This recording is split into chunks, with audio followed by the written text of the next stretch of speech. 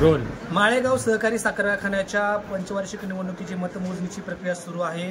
यामध्ये सकाळी 8 वाजता मतमोजणी सुरुवात झाली। यामध्ये नीलकंठेश्वर पॅनलचे आतापर्यंत प्राथमिक कल जे आलेले आहेत त्यामध्ये 8 उमेदवार आघाडीवर आहेत, तर सहकार बचाव पॅनलचा 1 उमेदवार आघाडीवर आहे।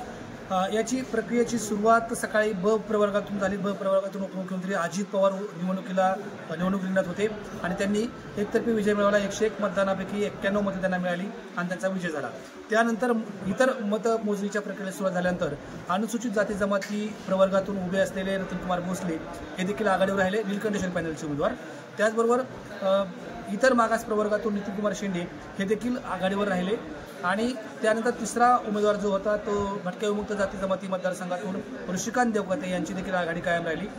जेव्हा महिला प्रवर्गाची मतमोजणी सुरुवात झाली त्यावेळी संगीता कोकरे या नीलकंठेश्वर पॅनलच्या उमेदवार आघाडीवर राहिल्या, तर त्यांच्या एवढीच मते जवळपास सहकार बचाव पॅनलच्या उमेदवार राजेश कोकरे यांना मिळाले। त्यामुळे सहकार बचाव पॅनलचा 1 उमेदवार या ठिकाणी महिला प्रवर्गातून आघाडीवर राहिलेला आहे।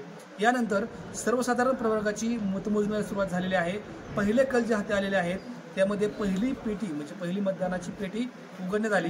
त्यामध्ये अगदी माफक आघाडी आहे, परंतु या ठिकाणी राष्ट्रवादी काँग्रेसच्या नीलकंठेश्वर पॅनलचेच उमेदवार आघाडीवर आहेत। यामध्ये रणजित जाधवराव यांना 396 मतं मिळाली आहेत, तर तावरे गटाचे उमेदवार गजानन काटे यांना 250 मतं मिळालेली आहेत। कारखान्याचे माजी अध्यक्ष बाळासाहेब तावरे यांना 366 मतं मिळालेली आहेत, तर माजी अध्यक्ष रंजनकुमार तावरे यांना 313 मते मिळालेली आहेत। राजेंद्र बुरुंगले हे राष्ट्रवादी काँग्रेसच्या नीलकंठेश्वर पॅनलचे उमेदवार आहेत, त्यांना 321 मतं मिळालेली आहेत, तर रंजनकुमार तावरे यांच्या पॅनलचे रमेश गोपने यांना 197 मते मिळाले आहेत। एकंदरीत पहिला कल आहे तो राष्ट्रवादी काँग्रेसच्या बाजूने दिसतोय। त्यामुळे आतापर्यंतच्या एकूण मतमोजणीच्या प्रक्रियेमध्ये राष्ट्रवादी काँग्रेसच्या नीलकंठेश्वर पॅनलचा 1 उमेदवार विजय झालेला आहे, तर 7 उमेदवार आघाडीवर आहेत आणि सहकार बचाव पॅनलचा 1 उमेदवार जो महिला उमेदवार आहे तो आघाडीवर आहे। एकूणच आता 9 उमेदवारांच्या जागांसाठीची मतप्रक्रिया अगदी वेगात सुरू आहे आणि त्यामध्ये जवळपास 8 जागा या राष्ट्रवादी काँग्रेसच्या नीलकंठेश्वर पॅनलच्या खात्यात आघाडीवर दिसत आहेत आणि 1 जागा ही सहकार बचाव पॅनलची दिसते आहे।